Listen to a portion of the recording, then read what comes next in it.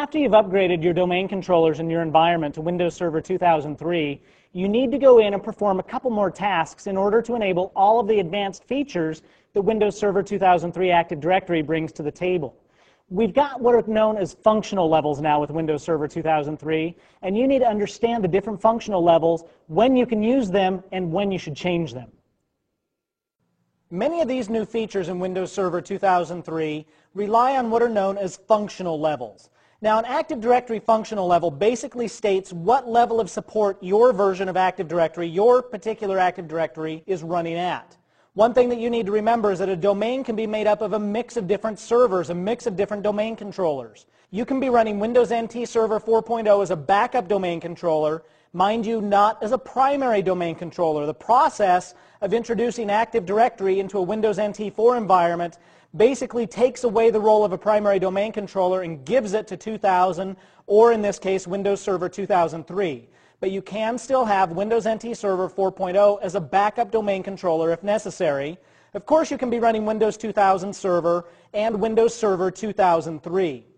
In order to support these different versions of Windows, these different capability levels, if you will, Microsoft with Windows 2000 introduced what they called mixed mode and native mode.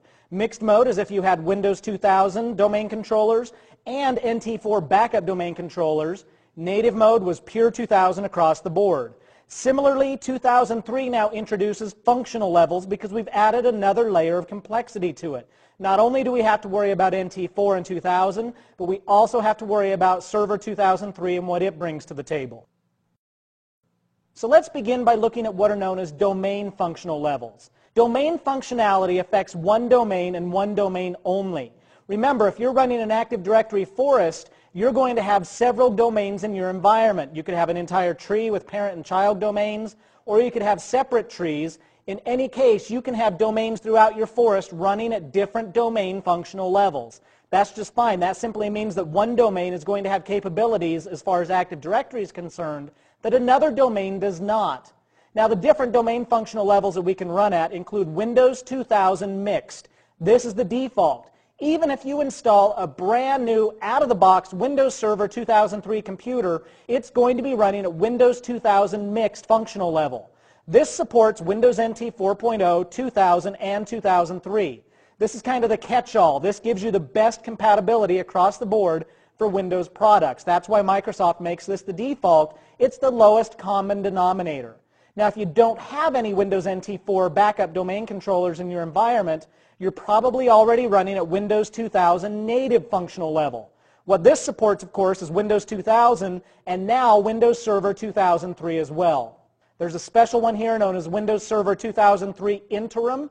This particular functional level is only available during an upgrade from Windows NT 4, and it only supports Windows NT 4 and Windows Server 2003. You cannot have any domain controllers running Windows 2000 here. So you can see this one is really meant for those organizations who are finally moving out of the NT 4 world and into an Active Directory environment utilizing Windows Server 2003. The interim functionality level here for a domain doesn't give you anything. You're still running with all enhanced features turned off. But at a forest level, you do have some enhanced features as far as replication is concerned.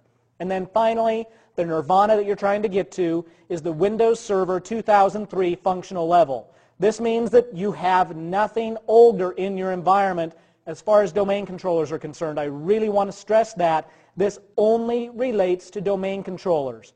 Your client computers, your member servers, I don't care what they're running. They can be DOS or Windows 3 for all I care.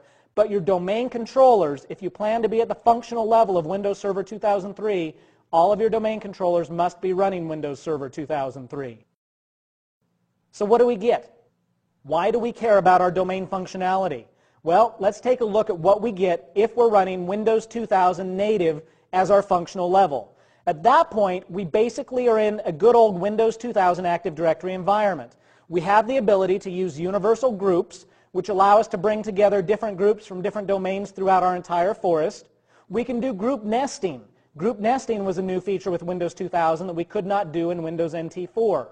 We can convert groups from one type to another type. We can go from global to universal, domain local to universal, whatever the case may be. And we have a SID history. If we need to convert users or migrate users from one environment to another, we can utilize an attribute known as the SID history to try to keep track of them as they move through our environment. All of these features, as the domain functionality level states, are available with Windows 2000. So if you're in a current Windows 2000 environment and you leave your domains at Windows 2000 native functionality, you aren't going to gain any new features that Windows Server 2003 introduces. In order to get those new features, you must bump up to Windows Server 2003 functionality, which means that all of your domain controllers have been upgraded. Remember, this bump up, this change in functionality level is not an automatic process. You need to go in and do it. So what do we get by moving up to Windows Server 2003 functionality for our domain? One of the biggies, we now get the ability to rename domain controllers. A lot of people really wanted this in Windows 2000. For whatever reason, they don't like the names of their servers, they need to restructure. Whatever the case might be, you wanted the ability to rename your domain controller. Windows Server 2003 functionality for your domain gives you that capability. The ability to track a logon timestamp. Windows Server 2003 domain functionality gives you this capability. The logon timestamp will be updated so you can see the last time a user logged into the environment. It's a great attribute that you can tie into a lot of different processes throughout your entire network. And also, Microsoft has introduced the inet.org person object. This is an LDAP compatible user object, and if we're running a Windows Server 2003 functionality, we can actually use the user password attribute of the inet.org person as the password to log on to the environment. So it gives us better compatibility with different LDAP directories by running at this particular level.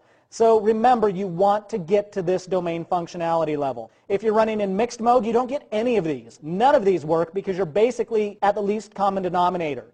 You move up to 2000 native, you get some of them. You move to Windows Server 2003, you get the rest of them.